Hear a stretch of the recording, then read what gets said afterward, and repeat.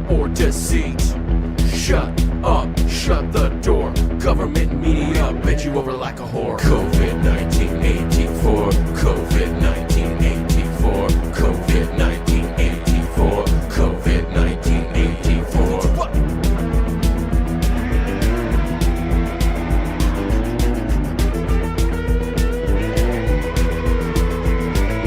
33 puzzle, face mask muzzle.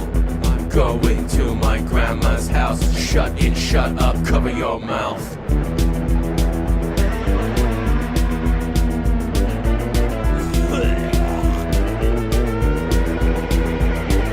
Soap opera dynasty bullshit. COVID-19 84, COVID-19 84, COVID-19 84, COVID-19 84. All right, we are live. 7/17/2024. That is COVID-19 84 by Chief Crow and the Flat Earthworms. Another one of the great things to come out of 2020. COVID-19 84 was selected today because Joe Biden has caught it. In fact, he tweeted, "I'm sick." Or whoever controls his tweets said, "I'm sick." So we'll talk about that and much more. I wanted to point out this very prominent piece of predictive programming, a movie called Thine Ears Shall Bleed, which came out on July 9th. So 3 or 4 days before.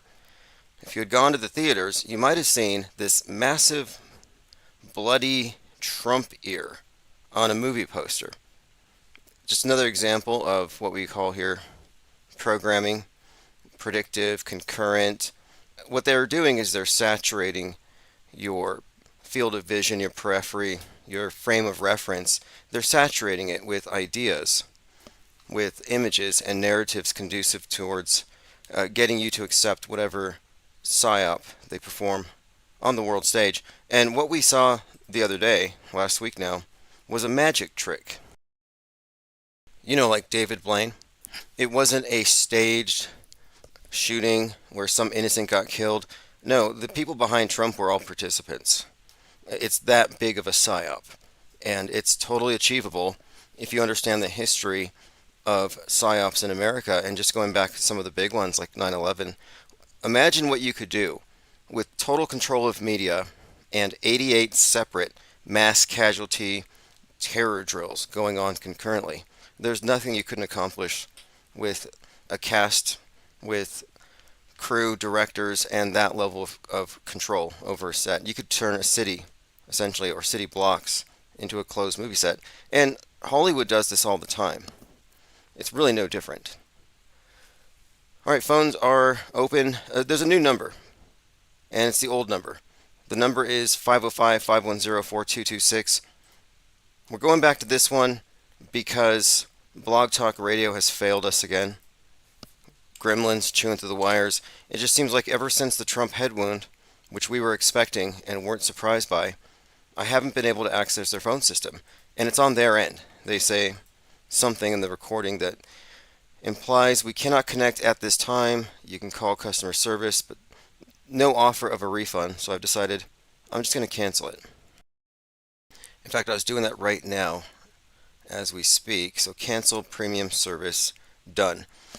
Another advantage to using this number here is that it takes voicemails. So you can call 24/7 and leave voicemails for on-air play. All right, we are joined by, actually, I see about 33 people in the chat, so it's an open lodge. P. Trippa, consumed by AI, Diana South. Ted Striker 2112 says, "Thank you, Tim, for all you're about. Good to be here." Lando Rock, Diana South, HBIC. Yeah, what I'm about is the think tank and continuing to move this thing forward, and what we're calling here auto hoax accelerationism. And we're going to talk about that today because very soon I'll be having a conversation with another podcaster about the subject of the meaning of predictive programming and what I think it suggests about the nature of media itself. Joined also by Ears Up, Mazel, Portal Complex, Flozik. Thank you for joining. Tom Hughes finally got a notice. Yeah, if you go to ips.monster, sign up or join at patreon.com/Infinite Playing Society. And for as little as $5 a month, you get archives, live stream notices, and other relevant information delivered right to your inbox. Okay, I believe we have the first caller of the evening. Infinite Plane Radio. Hey, dude, what's going on? This is Jurassic. There's a reason why I called. Oh, by all means, phones are open. Unload. You remember yesterday I told you that White House correspondent called me and I have not an appointment. She was gonna interview me. Yes, on the 19th. Yeah, what's up with that? Yeah, today. Did you see my video today on that fraud, supposed prophet? Oh no, I've heard of this guy. I thought he was a fraud. I didn't see your video. What did you have to say about him? Oh man, I tore into. He's such a fraud, the dude. And because he was speaking in tongues, he's a complete lunatic, right? And he's made like 1,000 different predictions. You know what I mean? So finally, one of them kind of came true, right? And but anyway, so after that person saw the video, the White House correspondent, because she's a pastor, kind of like a pastor. She told me, she goes, the interview's canceled. Oh, come on. That's funny. Okay, because you challenged this obvious fraud. I'm looking at the thumbnail. He who has ear, let him hear. I don't trust any of these individuals. Where were they 6 months ago, a year ago? Right. You've been, yeah. Yeah, you know how he's a fraud. Listen, every single video is, God showed me this. God said there's gonna be a 10.0 earthquake. God said there's a volcano gonna erupt. First of all, predicting an earthquake is nonsense because there's an earthquake every day almost. So there's no prediction thing in that. So predicting that Trump is gonna get a head wound after everybody's already talking about it, because you just mentioned it only a couple months ago. Okay, one more thing here, too. Let's say the thing is staged and fake, like I'm suggesting.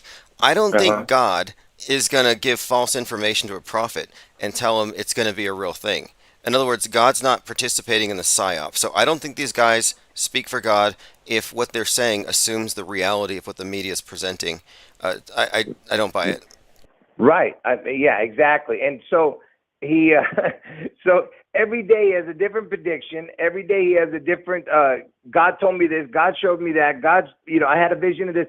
His visions are so ridiculous. It's like that McMartin school. You remember that McMartin school where the kids were saying giraffes were brought in and all this other stuff? I don't know if you ever saw that. I do, yeah. I recall they were showing how the interrogation process could get wild claims out of anybody, and it discredited these satanic rituals in the basement stories back then.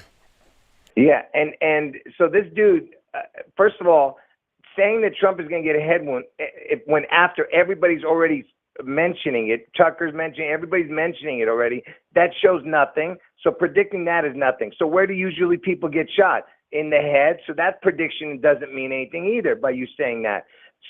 So saying that it's going to miss his head is, I guess that's, kind of a prediction. And him falling to his knees is another prediction. But him saying that he's going to get saved is the most ridiculous prediction because Trump is a heathen. There's no chance of him being saved. So his whole, that's not a prediction, especially when you're making 1,000 different predictions every day.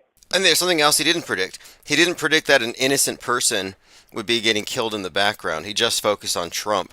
And that's kind of odd. And one more point. You've talked about the connection, and it's in your username, about 6/11, June 11th. And there are some top right-wing influencers like Jack Posobiec and Roger Stone, and they're sharing 6/11, just that number, because that was the timestamp they reported he was shot, and that's their verse, "Armor of God." They're always talking about. So 6/11, it's a major meme in that arena, in that area right now. Wow, yeah, that's so awesome. See what I mean? Because he got shot at 6/11, right? He got shot at.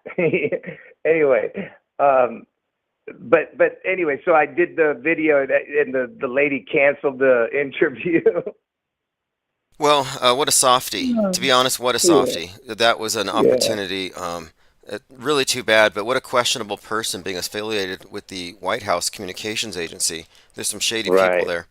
But, Yeah, yeah. So what else is going on? Anything else you have?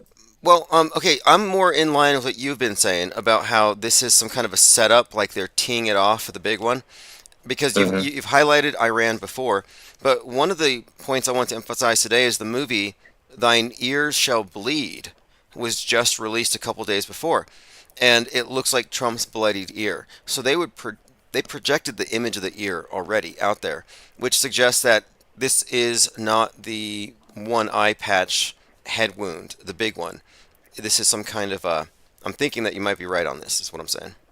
Wow. Yeah. And uh, do you know anything about that movie? Man, I didn't even hear about that until you said it. All I know is it was released on 7/9, and the title of it looks, well, "Thine ear shall bleed," and it says, "Don't believe everything you hear." And then it has this Wow. bloodied ear. So there's some kind of connotation. And remember when the photographer who photographed Bush having the 9/11 news whispered in his ear, photographed the bullet whizzing by Trump's ear. And they're showing how in the crosshairs it was literally aiming at the 47. And of course, 4547 is 9/11. So you have this perfect connection, but it all is tying into the ear. And some have suggested also Julius Caesar, Mark Antony, Lend Me Your Ears, and the Julius Caesar play is the one where they killed Trump back in 2016. So there's a Right. lot of overlapping stuff here, suggesting the ear was a target or some kind of a important step here. Yeah. And yeah, and they also were talking about the Ohio, police shooting this person right outside the RNC, which I mentioned yesterday, but they were talking about today on the news. Yes, yes, and there's a few other things that have come up. I think having to do with the place Butler in our Gilded server. There's a lot of great research on it, suggesting that the sheriff from Butler had some. I think he had previously announced something about a terror threat from over the border, and this kind of ties into the theme in Machete, where it was the guy from over the border shooting at the Trump character. But I'm going to go over here in a minute. 11 of the top predictive programming scenarios for this, and one of them has to do with that bloody spot on the foosball table in Fallout, where it had the suggestion of a Kamala Harris-like person taking over, and there's a blood drop on the side of Trump's head. I mean, it's very specific. And then today, Biden suggests that he's sick, so it looks like everything's falling to the next step, the next stage. Well, I'm gonna listen. I'll listen to your show, and I'll call back if I have something to say. But I'm gonna listen to it right now. Okay, cool. What Well, you have to say. all right. Well, thank you for the update, and All we'll right, take see you in the care. chat. Yeah, let's go ahead and go over those. Yeah, this is a new phone number because of the failure of Blog Talk Radio. They kept on having issues on more than one night, and we just can't afford to invest in a company that's not going to be reliable. And moreover, this one takes voicemails, and I believe it's free. It's a Google Voice. All right, so let's go over these. These are my top 11 Trump shooting predictive programming examples, and this is 11 out of possibly 10,000. Okay, Machete. Again, we talked about this one ad nauseum. I'll probably skip it right now, but basically, even the speech the Trump character is giving relates to the speech Trump was giving, having to do with illegal immigrants. Fallout. Yet Betty Pearson, who I believe represents Kamala Harris, rigs the election to be the overseer of Vault 33. After cleaning up the massacre, there's one drop of blood she missed on the side of the foosball Trump. And when I saw that, and we can go back in Minds and see it, I said, because someone asked me, do I think that Michelle Obama is going to be president? I'm like, no. Based on Fallout, a Nolan production, the Nolan brothers are deep in the predictive programming arena. I would say that no, it's Kamala Harris after Trump has the blood on the right side of his head. A man in full, Charlie Coker as Trump, dies as the end result of the machinations of an upcoming mayor who represents President Obama. Number 4, Leave the World Behind, an Obama production, an Obama production which was released on 11/22 and takes place in a zip code containing 1963. Infinite Plane Radio. Yes, sir. This is Tommy King calling back. Hey, what's up, Tommy King? Thank you for calling last night. That was a very interesting exchange. And what's on your mind? Sure, for sure. Well, one, can we talk about one second? Why do you keep saying Nolan Brothers? Christopher Nolan and Jonathan Nolan, Oppenheimer and Who's Fallout. Jonathan Nolan? Jonathan Nolan's the one who did Westworld and Fallout. Christopher Nolan does Batman and Oppenheimer.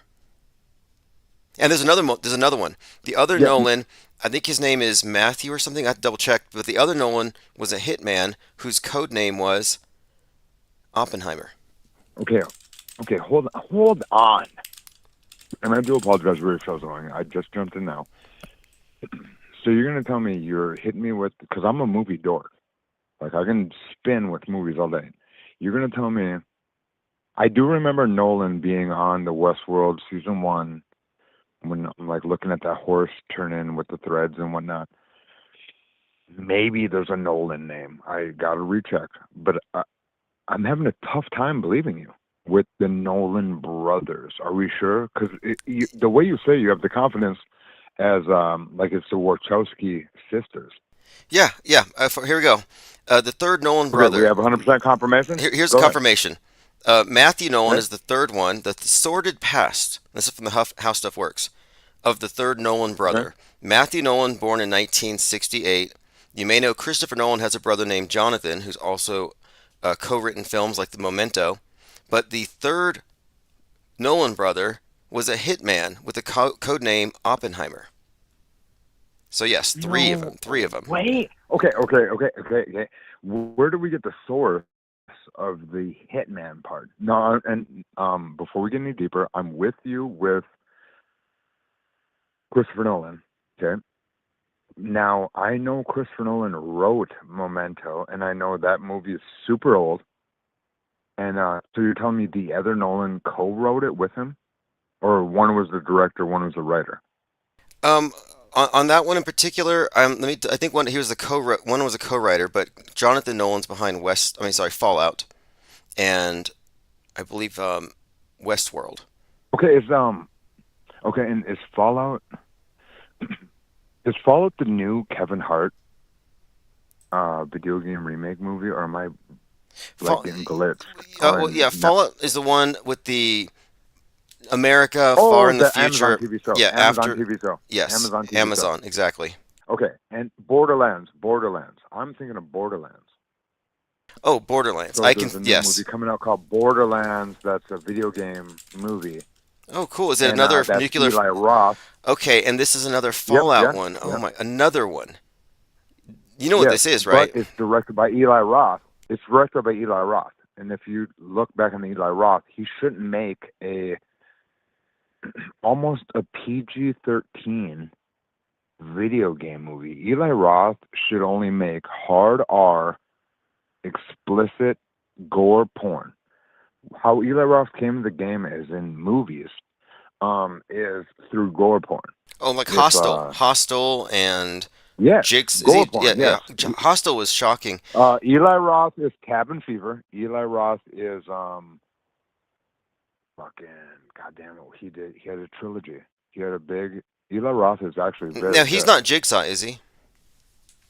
No, he's not. He's before Jigsaw. Eli Roth's first big movie was Cabin Fever. He wrote Cabin Fever.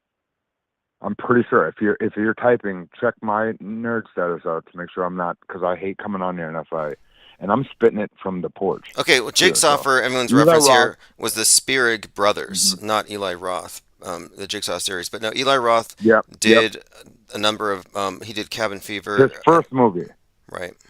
His first movie should have been Cabin Fever. Then he went on from that to do Hostel. And then he didn't do Hostel 3, though, I don't think. And then they paid him to make the Jack Black movie. I thought Hostel like, had intimations of initiation rites for like the Hostel's Skull and graphic. Bones. Yeah, for sure. Exactly. Yes, exactly. Yep. The Bulldog. Yeah, he had a Bulldog cult in that movie. First time I'd ever saw it, way before I was a conspiracy theorist. But anyway, the Nolan brothers have a third brother, and it's alleged that his code name was Oppenheimer as a hitman, and that's kind of like, That's crazy. What part of the country? What part of the country, if you don't mind me asking?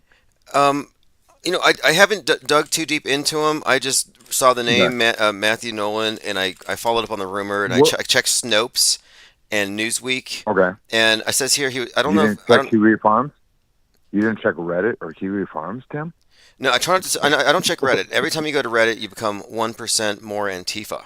Every time you go on, Is it? oh yeah, you go on TikTok, you become 17% more Where do I anti-Semitic. go now? Because I feel, yeah, because I gotta, one, I don't mind the anti-Semitism. I don't mind. I love actually all the race. Oh, gosh, and I don't Have want to you say heard any wrong Nicholas? words, No, so I'm you want sorry. to I'm give me sorry. a, Nick Fuentes go and ahead. these others, Go ahead. like they've all jumped the shark and they're eating each other. It's pretty funny at this What are point. they doing? Well, okay, Nick Fuentes. These white boys are losing it. The white boys are losing it. Well, it's not that he. That's the whole point. Is that he's not. He's. And I don't even care to get into this stuff, Okay, but but is he? No, okay, he's so hold LARPing on. as a white nationalist. He's LARPing, and Sure. look at who led The- Proud Boys. It was like there's never Gavin, wasn't it Gavin? Gavin McGinnis with that he's stupid mustache. Isn't that who led it? he started it, and yeah, he's a comedian. Okay. And now, how many beards do you see around town? Like in your town? I live in North Dakota, so I see beards The town in of these. North Dakota, beards as in describe a beard, and A beard is having a thick mustache with a goatee, at least, like a thick goatee with a thick mustache. I'm not the person to ask. And now I live in a 1 minute city. I don't have to go very. I don't I see very live many there. people. I see the same people every day. Yeah, sure. But at the same time, are you going to tell me we don't? Can you not tell? How can I do this without you wanting to pull the plug on me? Like, I want to talk to you as long as we can, and you probably have plenty of colors, and so Well, I don't want to. we want to focus on the Yes, where do breakdown we want of to the focus? world stage imposition that has turned mankind into a collectively manipulatable robot. We're basically a The hive same, yeah, mind, right? exactly, the same thing, A Borg. exactly. And then, so I saw today because I do put on. Obviously, you know what I'm about to say. Have you ever heard of a show called Steel Toe Morning Show? No, I have not Have you heard of heard it. of the Steel Toe? No, You lying son of steel. a You gun, said Tim. steel toe? No, never. I've not heard of this. Tim, me and you have been through a lot of flat Earth truths and whatnot, brother. You cannot tell Repeat. me you don't know what I'm talking Wait, about. repeat the name of the show one more time. Steel Toe. Don't see it now. I feel like you're coaxing me, but I'll walk you. I'll let you walk me. Steel Toe Morning Show. It's these white dudes from Minnesota, or the white guy from Minnesota, and he has the Nick Ricada fucking coke conspiracy on his side. It's that guy. Okay, I might be sleeping in too late to catch it, but I'll try to catch the Steel Toe Morning Show tomorrow. I'll get up early. Oh my gosh, Tim! When you do this, you realize it hurts my heart because I feel like you're joking with me, and I thought we had a better relationship. No, I really will. I really will. I just don't know what it is, and I feel like I'm walking into a trap. I don't want you to listen. I feel like I'm walking into a No, trap. I don't want to endorse I something feel like crazy. I'm walking- exactly. And you just made me call it out. But at the same time, I guess it's out. And we'll see what chat says. Good Lord. So we live our lives. Oh my gosh, I have a golf cart coming through my yard. Do you live Hold in front up of a real golf quick. course? No, Must be nice. Golf courses. Shut the fuck. What are you doing, bud? Or driving? That was your answer? This is actually a badass answer. I can't even hate on that. This is my neighbor kid. Can't even be mad at him. No, I don't live on a golf course. There's a golf course in my town. I live in Mapleton, North Dakota. Mapleton Golf Well, look. Course. Okay. Well, we have to get back Go on the ahead, go subject here. ahead. You mentioned the Yep, other day let's that do it it, let's seemed do it. like in Normieville, as you walked around, nobody even noticed Mm-hmm. that Trump got his ear pierced by an AR-15. Is that still true? No, Is anybody? I Is there a live in a buzz? place, Is there a buzz? brother. I live in a place where it's all there is to talk about. And see, what it was I'm the only minority home haver that has a construction job. So I'm a blue collar worker guy. And when all this conspiracy stuff happened, like in my neighborhood, my house doesn't get. This is actually probably triggering whoever does all bullshit like swattings, but I have no problem in my Cass County. But I can say I live in a place where it's known we're local, small town individuals. Everybody has their defenses, and you don't. So you got like a 50 cal on your bedroom balcony window? Me, Yeah. buddy, have you seen Training Day? Okay, it's like that.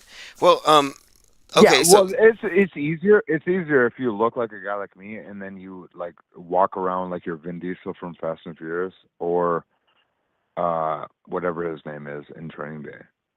but I guess my question was, Well, do you go gather ahead, go that ahead. were there any ripples from this event? Was this event a 9/11 No, scale event? it's super. It's T2.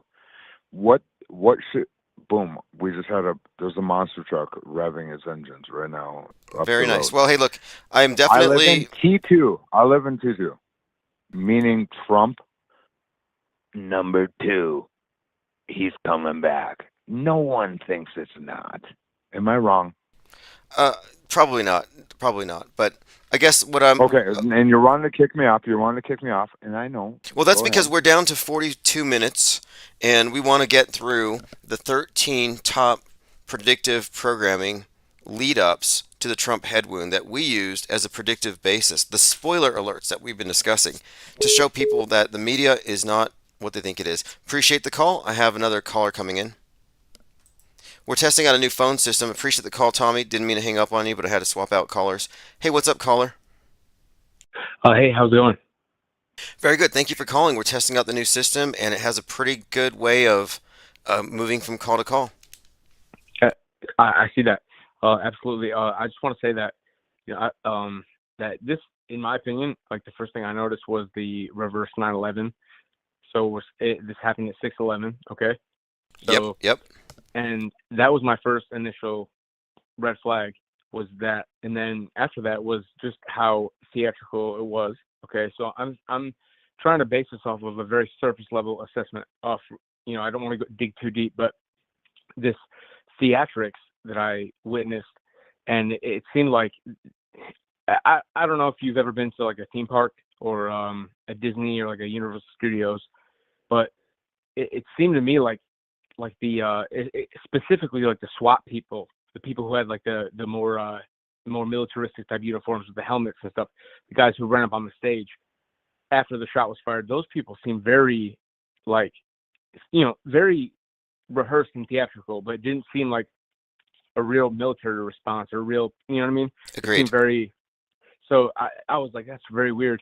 And then the fact that he wanted to, say all that stuff and like he wanted to sit on the stage. Okay, so in my opinion, right, I'm not a professional, but if the Secret Service were to recognize the threat to the president or former president, I think they would just like tackle him off stage and not allow him even to because he was saying stuff. He was saying stop, stop, stop. He's like, So give me my shoes. Where's my shoes? Yeah. This is not a yeah, life-threatening situation if they're allowing him to pose for a photo that perfectly aligns with the cover of Braveheart, and then with all of these actors or whatever they are, these Secret Service agents doing their Three Stooges routine, they gather around him and they lean over and they perfectly model the Marine monument where the soldiers are raising the flag. I mean, this is iconic photography being created real time. yes, I agree with that, and I think there's like, see, this is the thing I think about the situation, and there's another YouTuber, I'm not going to name the YouTuber, but brought this point up. It was like this is you know how they said like 3D chess and stuff. Like Yes. he was talking about how like now it's like he was just joking about it in a sense. He's like now it's like 12D chess where they're like, so he doesn't. He made a good point saying that like and he actually, it was weird actually because he brought up auto hoax. So I'm pretty sure he knows about IPS, and this is a pretty big YouTuber. But yeah, I was like, okay, it's pretty crazy. So he's seeing that like the game and the whole narrative could be 10 steps ahead rather than like, oh, this is a psyop. You get what I'm saying? Like, Yeah. oh, this is a fake. Maybe it's a fake on purpose. And then deeper than that, twice. You know what I'm saying? To just confuse and obfuscate that much further. To where it's like you don't even know what true is or what false is. Yeah, for example, I've seen happens. man on the street interviews, and people are saying it's staged. But when you dig further, well, what do they mean by staged? Because their word staged doesn't apply here. The definitions, and they don't have the words to describe what they're saying. And so it'd be more accurate to say a propaganda or a psychological operation or a PR stunt. But the problem with that is that it's not Sure. even like Trump's team is psyoping the Democrats. No, it's at the very top. There's some uniform agreement that this is going to be done on everyone collectively. So it opens this can of worms, and that I don't think the normie perspective can account for how big of a liar the system is. It's like they can see a fake tree and they don't recognize the whole forest is fake. Yeah, absolutely. Because the whole, once you first start breaking your mold of what you think, how everything is run or whatever, and first start getting into these type of topics, then you start to like expand that framework, expand that foundation of like what it is, reality is. So, people who are aware of these type of things, these psyops, et cetera, these people are decades ahead of us already.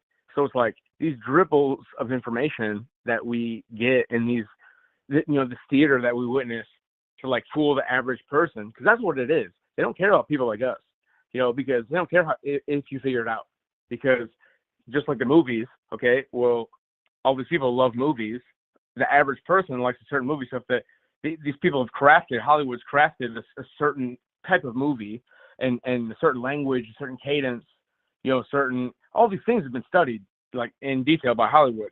So it's like, they understand how to tweak the emotions, so we know this stuff, right? There's a small percentage of population that understands that there's a trickery to it, but 80% go along with it, Yeah, I think you're right. I've been lately, and I don't think it's an oversimplification to say that the masses, that the collective mind is in the programmed box, and the programmers are a minority, and there's different levels of awareness or security clearance in that group. And then we, the deprogrammed, are such a small minority that we're not even a sizable fraction of Trutherville.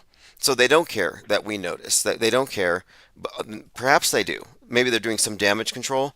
They don't. But I certainly think they don't want auto hoaxing to scale up. So when I hear of a bigger channel using that word, I'm glad, because the reason why the normie can see something's fake but they can't describe it accurately, they can say it's staged but then they can't make it make sense. They don't have the lexicon to make it make sense, because they'll say, well, if that was Absolutely. staged, somebody died. How does that make sense? It's like, yep, they don't have the lexicon, and we have the framework and the lexicon. Yeah, and it's funny because I've heard a lot of people, a lot of YouTubers describe this, right? Because I've watched a lot of people. It's funny to see who questions it and who doesn't. Like they pin this narrative to where it's like the left is questioning the event, saying it's a theater. It's kind of taking this conspiratorial stance on it. Right, At the same right. time, they were the same people who were admonishing people who were questioning deeper during COVID, et cetera.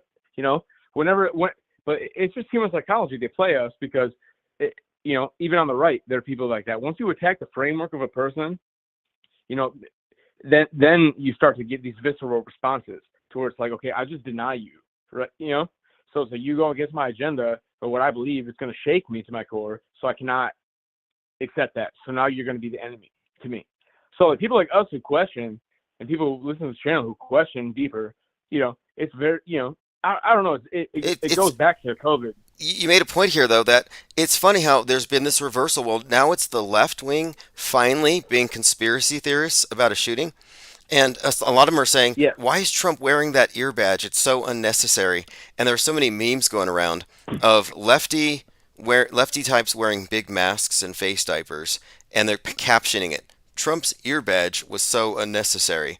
There's been this total flip. All right. So here I'm sorry to cut you off, but I want to cover a few different topics because okay. So what do you think about the whole like biblical aspect of it? How how this whole Antichrist narrative about how the wound on the head and the miraculous healing and all these things about the Antichrist description. And that was one thing to me so it go back, in my opinion, it could go to like a Project Bluebeam type narrative, to where they're like constructing this to where it's like, because so about 20 years ago, maybe before this, around Reagan, even they were doing these type of things, but they started to, internal documents of the government would target like conservatives and say, hey, people who believe in Christ and Christians, they're the new extremists, basically, right? Yeah, the MAGA ban, the domestic equivalent of radical Islam. They've created it. What if that's a psyop? Like, I think what if Trump is like the psyop? So they're playing this theater to where, okay, he's got the characteristics of like a messiah, right? But he really could be like the Antichrist in some respect. I don't know, because now you see there's trying to tie Iran, all these things, there's multiple levels that are biblical. There's multiple levels, and there is the biblical metascript. I'm glad you brought it up, because we have all kinds of examples of Trump being portrayed as even devil's advocate. The penthouse or the devil state was in Trump's office. I can point to, like right now tonight, I'm going over 11 predictive programming instances for Trump the politician being shot. But I could find just as many examples of predictive programming where Trump is showing up as the Antichrist, and he's foreshadowed in characters, even the Terminator. Isn't the Antichrist the ultimate master of charisma? He's favored by people. It doesn't mean the whole world loves him, but it means that there's a fanaticism about him that is revered by people. And so there is that. And for a long time, this is actually. Go ahead. Academics. He's a very famous YouTuber and blogger, but he is a streamer actually. But he's kind of, if you pay attention to his channel, his Instagram, he's kind of pushing this narrative that Trump is like, a good guy, and like he's like, oh, you know what I'm saying? Like, so it's like now you're seeing the whole like social narrative turn to actually favor Trump. So it's like, I'm not the most religious person or not pushing that narrative, but it's interesting to me that they're, even if it was a fake or some type of fakery, right, a plan, they're drawing these narratives and constructing these things to have him associated to it, right? Well, for example, the last caller, I brought up 611. The timestamp 611, I connected that to the general MAGA ban number. That's Timothy McVeigh's execution date. It's the inverted 9/11. But this is shared now as a meme. Right now as we speak, Roger Stone, Jack Posobiec are sharing 611 with no context, so people look it up and find Ephesians 611, the armor of God. And they've been planting the seeds for that number to trigger these people since last year's Sound of Freedom with Tim Ballard, where the whole movie's about how he helps this kid who's being trafficked, and the kid gives him this Catholic necklace with Tim 611. I'm like, what, Timothy McVeigh? What is Tim 611? And they connected it to Ephesians 611 as well, armor of God, with Trump. So, no, they've engineered a biblical template where he's Christ, but simultaneously, there's plenty of scripting where he's also the Antichrist. So it's kind of fascinating because you can't be both. Yeah, exactly. So it's like, that makes me, in my opinion, I think it's all synthetic. Because for one, it's just like, you look at it, right? You look at the event that happened, clearly like theatrical, clearly a staged, event. I mean, just logistically, like, if you think about it, logically, I mean, I'm not even trying to say it to be like facetious or anything or pompous, but like, if you look at this, it just doesn't make sense. Like, so it's like, did they intentionally leave these breadcrumbs, right, to have everything you're saying? You know what I mean? A lot of people, even like, okay, Joe Rogan, there's this clip I heard of him today where he's saying that the likelihood of all of this playing out, he says, it's like a freaking movie or in the Matrix. Like, he's confronting how it just doesn't seem real. And to me, it's real in the WWE sense. It's a theatrical production and pageantry. Just like Reagan. Reagan is the actor. All the very, I mean, not all of them, but most of these presidents who, like, in recent history had some affiliation. Like, Reagan was a revered president, right, for his whatever he did, right? People love Reagan for some reason. Bipartisan. People have good thoughts about Reagan, but at the same time, he's an actor. He's put in place. He's put in position. So, and you think Trump is different? Like, at the same time, it's like, okay, he has this narrative planted about him where it's like he questioned 9/11 immediately. All these things in many ways that Trump is rhyming with Reagan. Make America Great was Reagan. Make America Great Again. Ronald Reagan kicked off his campaign using one of Trump's planes, and then you have the Star Wars combined, and then Space Force. Both of them being shot, and there are connections that we're finding between the Reagan shooting and this present shooting. And it has to do with Robert De Niro, who was ranting outside of the Trump trial saying Trump needs to be stopped. So we're finding that not only is this scripted, but it's a continuous script, multi-generational, and they're all in on the act. Provably. Yeah, I mean, I agree with you, and they all tie together in some respect because they have to weave the narrative, right? It has to all be cohesive. So, in my opinion, the whole next agenda is to erase. That's why you have President Biden, right now, because his job is to denigrate the position of America, right? To denigrate the position and the authority of the presidency, right? So, and in contrast to that, you had a president right before that, before that, like Obama was a very articulate president. He's just, allegedly, like all these things about him were manufactured and presented just like Trump as well. But, he at least demonstrated that, right? Trump is he has good, I guess, like decent policies that like America benefits from, right? Allegedly. But at the same time, he's very arrogant. He has all these like social qualities that are very, not triggering, but they're inflammatory. He's very, so he doesn't help the situation, right? He's like an instigator. So I don't think he's good either. So it's funny how they utilize these people to just, I heard him referred to along as a heel because the other day someone had brought up how there is this thing in wrestling where they use little razors and they gouge their forehead or they cut themselves so the blood mixes with the sweat and it drips down and looks dramatic. It's an old tactic. And Trump is a World Wrestling Entertainment Hall of Famer. And I know someone who worked for the WWE in the crew area for some time. And the consensus among them was that Trump was a, quote, heel from the very beginning, meaning he would be fed lines to antagonize target demographics. And he's been that this entire time. And in 2020, that's when I picked up on how scripted it was, because he was using lines that were right out of 1968 by segregationists. And I was like, there's no way Trump would be repeating this stuff. Somebody's feeding him lines and he has no idea the historical significance of these particular lines and how inflammatory they are. And I started noticing, okay, they've templated the summer of 2020 off of the chaos of 1967 and 68. Yeah, I agree. I mean, you had the whole what was it? I mean, they call it like the summer of love. Like people ironically call it that, but it was just like the whole COVID summer, all the riots, all these things. So it's like these things were they were just putting it in front of our faces, giving us ammunition to nibble on, right? To be angry. Yes, and making yes. Parallels. And do you recall the summer of love, right? They were calling 2020 the summer of love. And before the summer ended, a white car cut through a line of protesters and killed someone named Summer and someone called Love. It was Summer Taylor and Diaz Love. Totally fake. But I was like, oh, they just killed the summer of love right after, I think it was Nancy Pelosi dubbed it the summer of love. Yeah. So you see what, it's in my opinion, it's some type of like alchemic magic that they're doing with these things, these terms they're using. It just because an idea is a thought is a reality. So it's like if they can implant even the narrative by words, it's the sorcery, right? So in my opinion, Trump is not doing anything good for us. He's not doing anything, to benefit us. He's literally, in my opinion, from my initial thought of Trump was that he's, I couldn't believe it. I'm like, there's no way this is going to happen. It really happened. Okay, he was president for 4 years.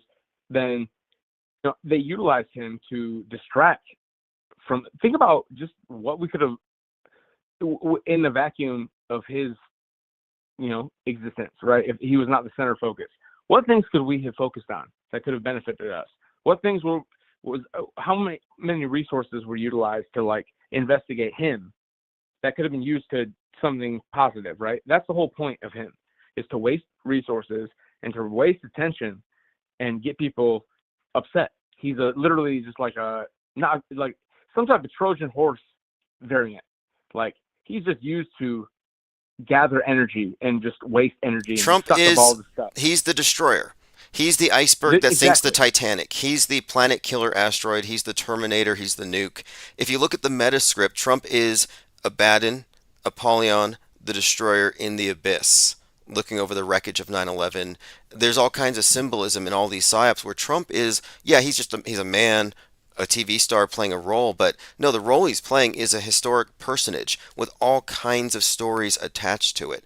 And they Yeah. created this because they manufacture our history, and he's one of history's important characters. And so he's been imbued with all these qualities and characteristics so that psychically, subconsciously, we have all these associations built on him. And he is Christ, he's the Antichrist, he's Biff Tannen. There's all kinds of things that we're seeing with many characters. I often talk about how they create composites out of people like Elon Musk. But yes, he is Yeah. definitely an Well, engineered walking it's more of psyop. an idea. It's more of an idea because they know this. That's why, because, okay, so no one can live forever, right? So they have to utilize the idea of a person or the visage or the glyph, these small tidbits that associate to an ideal, right? Like a John Wayne, right? A John Wayne has been, how long has he been dead? A long time, but he's still an archetype, right? That people reference. There's a whole industry built on him.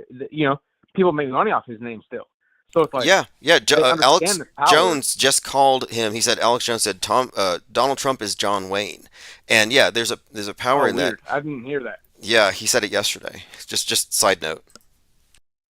Yeah, and he the craziest part about Alex Jones too, not to digress, but Alex Jones is literally like, the total bait and switch, because he got the people right into the conspiracies, right? Showed them this maybe like 80% truth information. This other 20%, right when Trump started running, he's like, oh, Trump's the savior, he's the messiah. So he's fueled this whole like MAGA thing on the Q level, to where it's like the super far right. They know more about Alex Jones and they might listen to Alex Jones. So they've isolated. In my opinion, Trump is just utilized to isolate people in pockets, in identifiable pockets of people, to where they can control them easily. So it's like, okay, yeah, you're into MAGA. Okay, we know exactly how you tick, because you know what I mean. We've constructed how you tick. We've been doing this, like, so. You know what? Okay, I know you're right. Enemy Like, easy. he may as well be, he's like an effigy. He's a construct as much as he's a person, because one of the examples of predictive programming for the shooting is the movie Machete, where Robert De Niro is playing a racist, xenophobic senator, and he's shot while he's giving a campaign speech. And this thing is, he's giving his anti-immigrant speech that mirrors Trump's speech. But the thing is, 2010 is before Trump ever hit the world stage as a politician. He had talked about politics here and there, but so the character that Trump is playing pre-exists him. Like, this is a role he's playing, if you ask me, and that's a huge clue. It's a huge clue that a movie 8 years before Trump was even conceived to be in that role, they were foreshadowing him. Yeah, I mean, have you ever seen the clip of Oprah when he was the Oprah show, and it's in the '90s, and he was talking about, like, Oprah even was prefacing and giving these things, asking him, hey, would you ever run for president? He's like, oh, I don't think I'd ever run for president, not unless this or this happens. But leaving it open-ended. So this is on national television, and this is in I say the late '90s. Yeah, he was 33 at the time. I remember that clip. Okay, so there you go. And he has the Jesuit connection. He went to a Jesuit school. He's all the people who, and that's this messianic archetype that is being built around him, is what is going to bring the chaos, right? Because and people keep saying it today. They're all saying, oh yeah, if it was a millimeter to the right, the whole world would be different. Well, yeah, because all the MAGA fanatics will be in the streets and blood will be shed now, because you've led a people into this emotional modulation over a decade almost now, and now it's come to a boiling point. The story's out there. So One of Alex Jones's guests. Is, you know what I mean? What do you think is going to happen? They've already said this. They planted the seeds. They said, Alex Jones said. So I think Trump is not. They don't care if he lives or dies. That does not matter. They might get rid of him. It's okay. But I've might heard, keep him and let him bring in the whole devastation. I've heard some saying it would be a good thing if it Yeah. happened, because we could retaliate against targeted deep state persons. So in other words, Well, yeah, but what does that bring, though? What does that bring? That brings total lawlessness and chaos. Right. Because now you have these other people, and this is another thing too. All these people on the right, they think that, oh yeah, we have the answers. No, you don't, because what you're trying to do is they've already designed your paradigm too. So it's like these people want to control other people in a sense. They don't want you to be free. They want to micromanage everything. So they've brought us to these two extremes. So it's like, okay, you think these people they're going to steal from you as well, right? They're going to usurp power just like the other people did. You think just because they're, you know what I mean? The same people who are going to take over power when chaos happens are the same people who are going to usurp power. These principles and archetypes don't change. I was right? looking, for example, in 2020, we saw the people were outraged because of the looting, but the first quarter, Jeff Bezos had raked in $33 billion. And I was like, well, who's looting more? And interestingly, though, I've been studying the character of Jeff Bezos, the way we describe Trump as Antichrist. Bezos is heavily templated as Nimrod, the builder of the Tower of Babel. And he's one of the space agency guys as well. But he's deeply this is a huge part of Bezos's character. And I think that the character Nimrod was one of the first to build a new civilization after the flood. So there's this storyline here that, yeah, I guess what we're looking at here is sort of a flood of information, a flood of a saturation on the world stage right now with information-wise, where I think they're consolidating power by consolidating the mind control, consolidating worldview. And the Tower of Babel to me is that one world agreement. I mean, and this could be a cycle. How many times over do you think this could have happened? Like, if the world is infinite, let's say the world isn't, these millions of years, let's say we've been here, right? Let's say these civilizations in the past are just resets and somehow a person or, we rebuild society, right? Maybe these periods have happened, right? So maybe that's why we have these archetypes of these people in the past who do certain things, fulfill roles, because on this path, we just have this infinite plane, right? Infinite plane society that is just existence forever. It's like time is the ultimate determinant, right? Time is infinite. If time is infinite, that means that, this world could be destroyed over and over. And maybe there have been apocalypse before. And we just keep surviving because this is how it is. I don't know. But in some level, they are fulfilling these type of archetypes, but it's designed to a level, right? Yeah, well, look, this is another example of we have to, I think we all concur, but we look at stuff like this. This is not a coincidence. We have to accept that this is indications of prediction or rather foreshadowing on the script that becomes our history. This is an Economist cover, The Weaker Sex, No Job, No Family, No Prospects. This is during Obama's reign before Trump and the MAGA movement. And it has what looks like a MAGA guy with a red hat inside of a Q. This is way before Q. The explanation, it's the male sign because, of course, toxic masculinity is being brought down. So he's a dejected male, no job, no family, no prospects. So this is the death of MAGA before MAGA existed. What a lot of these MAGA people are, this red pill movement. What do you think the red pill is synonymous with? The red hat. All these things are tied together. So you have this red pill movement, all these complete incels, right, who don't know how to talk with women, how to engage with women, because it's all by design, because everything we've been geared to watch is making us repulsed by each other. It's on purpose. It is. All this is on purpose. They've instituted... they want to reduce the population. Yeah. It's a full saturation. So, like you just said, this full saturation. That's why people, like going back to the Trump thing, this assassination thing, there's not one way you can look at it, because you really think that's it. So the conclusions that we all came to, you don't think there's another layer, right, that someone's not aware of? No, there is. That's the whole point. So like, it's just wild to me but all of this is coming to like some type of confluence. So what do you think is the conclusion, right? Because Biden is a complete, in my opinion, but it's like I said, he's in position to denigrate the position of authority of America, right? Because this whole New World Order, the globalist movement, wants to get rid of that. So you can't have that with a strong, prominent country, right? So you have to get rid of that. Yeah, I think there was a symbol of it, a symbol of an old, a representative of an older order. So you have an aging white man dying in front of us, and I think it's emblematic. And then you look at the recent movies where in Civil War they kill a Trump character, and they emphasize that it has to be a black woman to do it. The movie I referenced, Fallout, where it has the blood on the right side of the Trump figurine.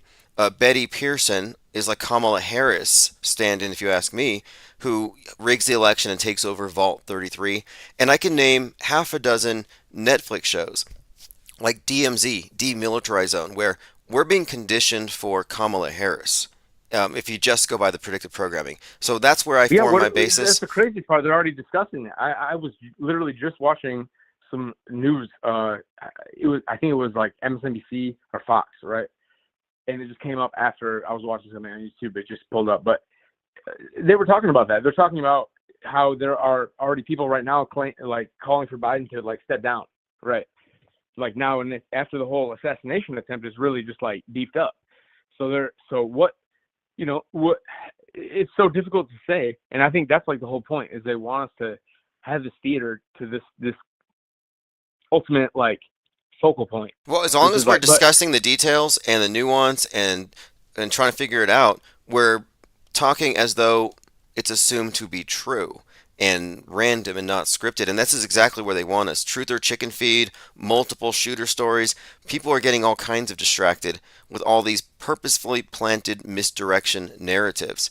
But they've certainly set the stage with this COVID thing for Biden stepping down. And there are indications that the Secret Service errors or their malfeasance or whatever you want to call it is going to be put at Biden's feet and could be a potent political weapon against him. So they're also thinking, let's take Biden out. That's another narrative that hasn't even been talked about yet. Like, what if it could be proven that somehow there was like a hit done, right?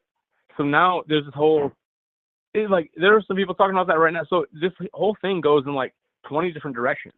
And it's like, wherever you take it, there's like you said, like malfeasance or negligence, right? But it's like, how far does that go? So if it can be proved that it goes to the highest levels, what does that say? And what are the implications after that? And now we have an election coming up. So it's like all these things, it's so messy.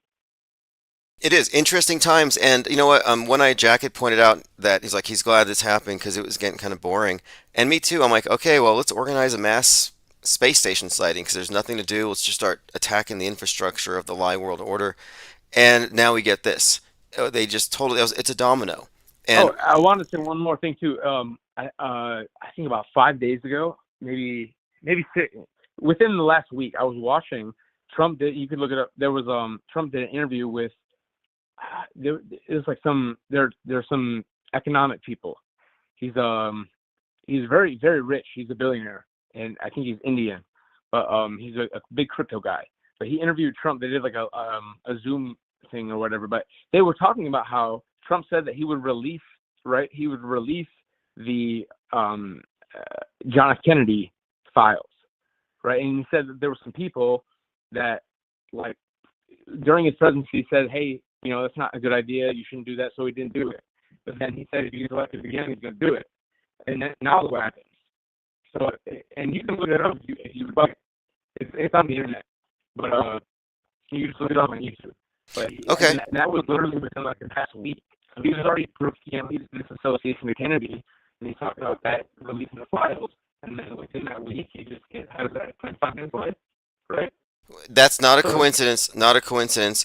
That the ghost of JFK has been haunting us since 2020 or 2018, since QAnon has repopularized him. Every Sunday there's Kennedy Sunday. You can find the hashtag where the QAnoners are literally worshiping the Kennedy family. And so they've kept this Kennedy-Trump association alive for some time. And I thought, what's more likely? That Kennedy's going to come back? Or this is overtly coupling the sacrifice of JFK with the incoming head wound of Trump. So I figured this is just pre-selling us on Trump as JFK. And I coined the phrase JFKification of Donald Trump. Yeah, because, either way you take it, something does happen, man. One thing, caller, sounds like your phone, we're about to hit 33 minutes on the call. Your phone's sounding very robot-y at the moment. So if you want to call back, go ahead, but Weird. Appreciate the call very much, though. It's a little, it's kind of auto-tuned. But anyway, yeah, we can hear you, but it's breaking up, so we'll try to get you back on. What about the last president? the book about the last president. Okay, I'll And bring The Last President, foreshadowing. Ingersoll Lockwood. That's probably Yeah, the earliest example of foreshadowing for what we're seeing right now. that's what I'm talking about. Yeah, thank you. Thank you for the call.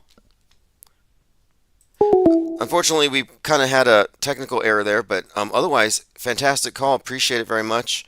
A lot of great comments. Diana South said the crowd was too small to be authentic. Yeah, that is the smallest Trump crowd I've ever seen. And I went to one Trump rally, and it was overflowing. This was a small, small crowd. Very unbelievable. But anyway, a caller brought up many, many great points.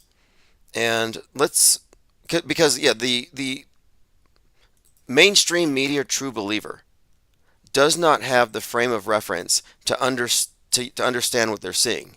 If it looks fake, but it's treated as real, the cognitive dissonance sets in. And their words are staged, hoax, that don't go far enough. When you say it's a hoax, are you saying a rogue group of media tricked everybody? No, we're talking about a hoax from the top down. These are operations that are necessarily involving politicians, government. I mean, it's huge. The PSYOP entertainment industry is the only industry. Entertainment is a subset of the mind control. The PSYOP political theater, same thing. All these characters, these like Batman villains, Lauren Boebert and Marjorie Taylor Greene, these are all just actors for all intents and purposes. Do they have any real power? No, just the power to clickbait you and feed you propaganda. Okay, we're talking about foreshadowing. Captain America Brave New World trailer features Harrison Ford, whose birthday is 7/13. It's a president who survives an assassination attempt in a theater, which, again, Abe Lincoln. Speaking of Abe, I mentioned Super Bowl 55 and 57. The Weeknd performed in Super Bowl 55. He had a head wound. Super Bowl 57 had Brock Purdy, who was compared to Lee Harvey Oswald. Weeknd's name is Abel, like Cain and Abel, or Abe L, like Abe Lincoln. So these are instances that we've noted before. The Captain America Brave New World, Captain America has a shield, and I've noticed a lot of use of the word shield, referring to the individual that was killed at the shooting who was shielding people. And here we have Captain America shielding the president, saving him here. The Boys Season 4, Episode 8 was called Assassination Run. And the character Homelander, who's based on Trump, Season 4, Episode 8, there's that 4.8 code, like the 4.8 magnitude earthquake that hit near Trump's golf course. This number 4.8 and 8.4 are highly significant in this narrative. It's significant, too, that Obama's birthday is 8.4, which pertains to, of course, as we've been discussing, Obama's role in the Trump head wound scenario. Like it's his machination.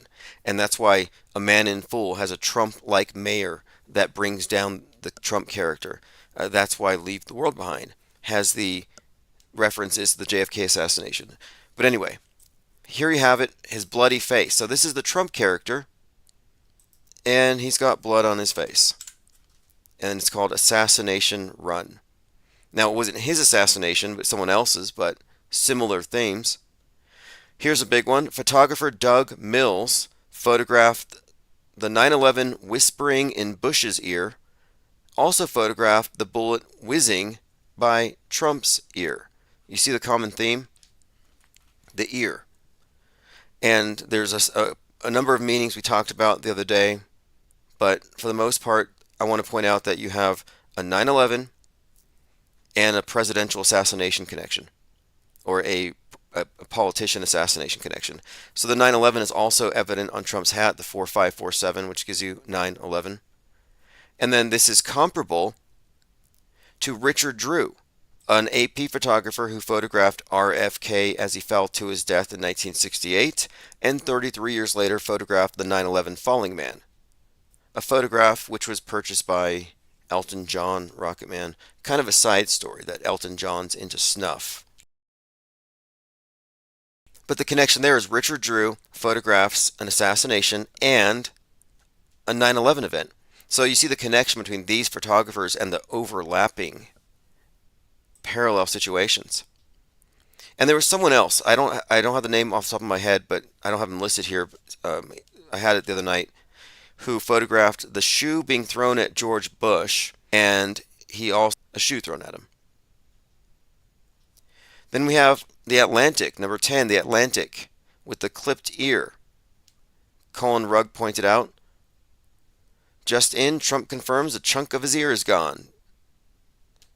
And I pointed this out to say, because like Counterattack said, there's no way this was staged. Maybe it's an inside job, but it's not staged. I'm like, you sure about that? This is evidence of stagery. And it's too pointed.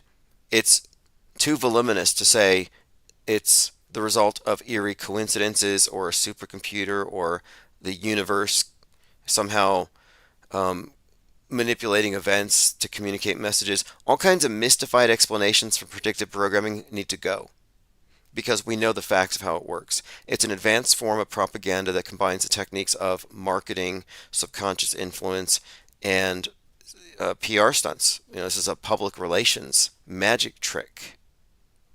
And the magic show is being conducted on the world stage 24/7. So to look at this clipped ear in the Atlantic, which also is not the only instance of the Atlantic being used in such an event. And this creates a spin-off conspiracy theory, because look who owns the Atlantic, the Soros family. Alex Soros, who's getting married to Uma Abedin, the ex-lover of Hillary Clinton / wife of Anthony Weinergate. So it's a very small group of people here. And my point being, too, that the predictive programming has political import and significance, and it's always predicting fake events. If there was anything more than man manipulating man with media, it wouldn't merely be foreshadowing psyops. It'd be foreshadowing real things. But no, the world stage is a worldview that we all internalize, and it's totally manipulated. Okay, number 11. Thine Ears Shall Bleed, a movie released on 7/9. Quite the title, disgusting looking movie poster, even Trump colored hair on the head here. Don't believe everything you hear, it says. That's cryptic. That's a joke. I think it's an inside joke. I added a few more.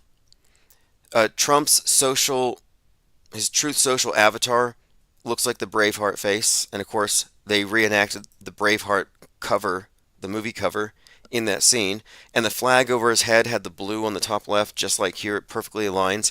You see the 9 made with the blue and one of the red stripes. It has 9 stars in it, and the 11, 2 red stripes. So there's a 9/11 on his face, just like there's a 9/11 on his head when he wears the hat.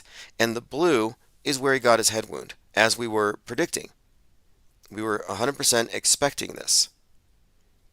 Here's another one. Snoop Dogg shooting Trump as a clown. We've all seen this. This is just 11 of 10,000.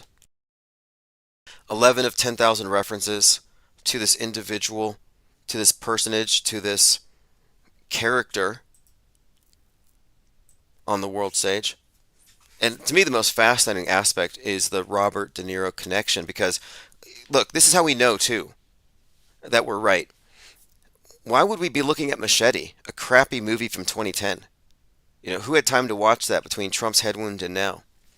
The only reason it came up is we were looking at Robert De Niro as not just a Trump deranged lib ranting outside the courthouse, but that his presence there had symbolic meaning. He plays the young godfather. He plays the presidential assassin, the would-be assassin of a Senator Travis Bickle, who inspired John Hinckley Jr. He played Frank Murray in the Joker movie based on Taxi Driver, who gets his head shot. So we're looking at these connections. And then we notice, okay, he's shot at in this other scene. So we already noted it. We're like, look, he gets shot at while giving this anti-immigrant speech. And we didn't know then, when we first noticed these Robert De Niro connections, that Trump was going to be shot at while giving an anti-immigrant talking point. So we were looking for predictive programming, and we found it because we knew it would be there, because we are reverse engineering their narratives. And we have made the connection between the celebrities on the world stage in the news and the movies, and how it's perfectly integrated. And De Niro being there demonstrated what we have been pointing out for some time. And I also think there's a lot of significance to Alec Baldwin, who plays a Trump character, having his charges dropped as Trump is exonerated for the Mar-a-Lago raid docs thing. So there's a lot of things where we're seeing they parallel what's on the big screen with what we see on the news. And they merge these things because it's one and the same. It's a unified field. Let me catch up on some comments. Okay, let's see. Tom Waxbottle Jones says 17 is the chapter in Revelation. The Who re-enters 17 is the letter Q. I would need some clarification, but I've heard many people say that Trump's slogan, "the best is yet to come," is really a reference to the beast is yet to come. And the beast is Mr. Headwound. And many of them believed it would be JFK coming back.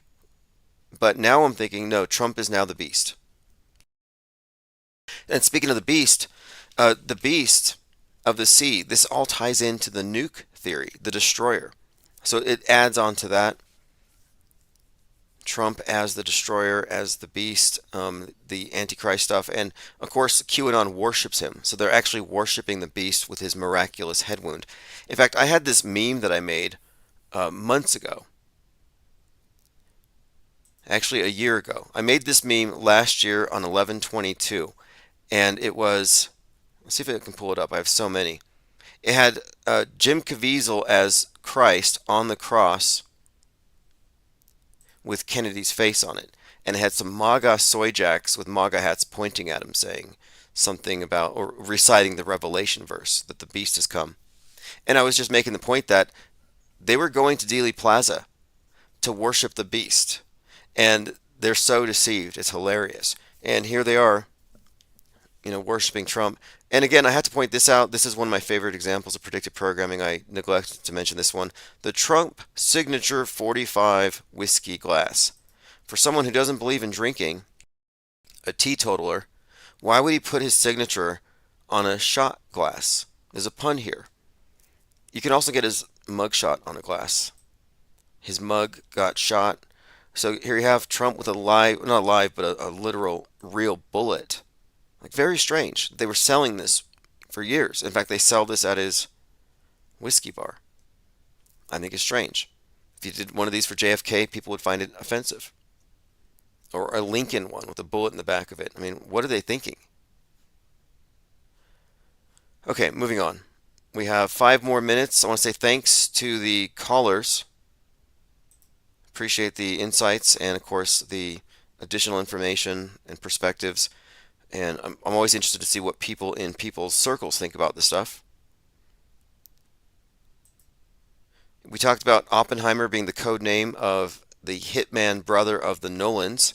And when they Oppenheimer Seattle, you have to give credit to Christopher Nolan, and possibly both of them. Because what follows the nuke? Fallout.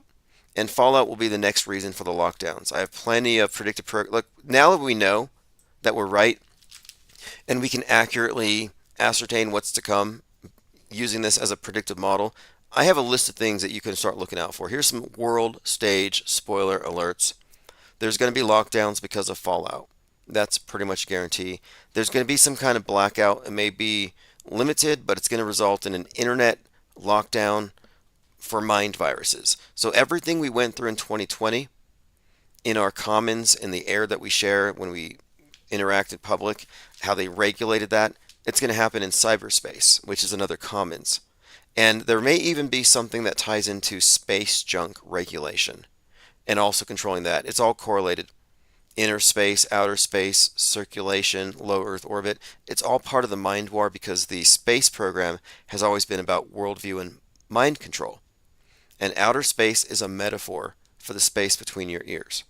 We've unpacked this before, but again, using it as a model, the nuke's not going to be metaphorical. Trump's head wound was literal. They're going to simulate a nuke. And they're going to use a lockdown situation physically and also online quarantine. Because again, mind viruses and mind junk. Dinah South says, how does the length of Trump's hair by his ears keep changing over the past few photos? Plain Decoded says eerie coincidence. Yeah, ear, E-A-R-I-E. Ollie Goering says med beds can grow the missing chunk of Donald's ear. Yeah, I've heard them say that JFK still looks 46 because of med beds. All right, moving on. So many great comments here. And look, one more point here. And I brought this up the other night. There were two movies, two Frank Sinatra films that predicted the JFK assassination, and I think he wanted one of them to be pulled. One of them was called Suddenly, a 1954 film, and the other one, of course, The Manchurian Candidate. And these are movies that prime people for the assassination. And on the day, and you can find video of it, the news commentators, and this is 11/22/63, were talking about how previous assassinations had been enabled by a failure of security. And what happened the other day? You had the Three Stooges, the comically obvious, quote, DEI hires, which is a mischaracterization of what DEI is, but the right lives, they always talk about this. Ann Coulter calls it die. That the DEI is going to kill us, whether it's planes falling or now Trump. And I don't think that this is real. Like, in other words, everything you saw was rehearsed, and they acted that way to create this narrative. One, to create the narrative that this was allowed to happen, and the shooter was a patsy. And then two, that it could just be blamed on negligence, malfeasance, and irresponsible decisions in hiring. So they've made it possible for everybody to choose their own interpretation of why it happened, choose their own scapegoat. And I often describe, it's Axiom 47, the bifurcated psyops. If there's an event that you can interpret one way or the complete opposite depending on your political predilection, then it's not real. Reality doesn't care about your political opinions. But yet, the surreality of the world stage does. It's responsive to it. Like, I believe the world's ending, but I'm a liberal, so it's caused by Republicans and big oil. Well, I believe the world's ending, but I'm MAGA fringe, so it's probably because of Bill Gates. He's going to block out the sun while the chemtrails kill all the crops. So in both examples, you agree the world's ending, but one blames government. The other blames the private sector. Okay, 17 is the chapter in Revelation where the whore enters. Okay, thank you for bringing that up. I didn't get to this part, and I wanted to with the last caller. So the MAGA hat is scarlet. The scarlet hat and MAGA, Make America Great Again. And if we look at Revelation 17, just look at the characterization. If we look at the story of the myth, the historical event, whatever you want to believe. You have the woman clothed in purple and scarlet. On her forehead was written a name, Babylon the Great. And it goes on to say Babylon is fallen. So America, make America great again. America needs to be made great again because it fell, because it's fallen. And so you could replace America with Babylon. Make Babylon great again. The color is scarlet, and it's worn across the brow. It also describes the whore of Babylon as a sorceress, and another aspect to the word MAGA is that it's the feminine of wizard or magus. So it's a basically Babylon the Great, mother of horrors, of earth's abominations. It goes on to talk about the world being drunk on her medications, her pharmaceuticals, whatever she's pouring out of her cup, and that would likely be symbolically the pokey, the needle. But the MAGA hat is, if you ask me, it's a whore of Babylon symbol. And then 616 says Tom Wax Bottles, 616 is the other number I found linked or implied to be the mark of the beast, and he kicked off his campaign on 6/16/2015. Well, check this out. The number 4,547. So on Trump's hat, you have 4547, which you add them and you get the 911, which we've talked about before. But the number 4547 is the 616th prime number. And I believe this was pointed out by Jurassic Liars, perhaps. But yeah, the 616th prime is 4547, and 616 apparently is another or an alternate number of the beast. 616 is a natural number following 650. Oh, here it is.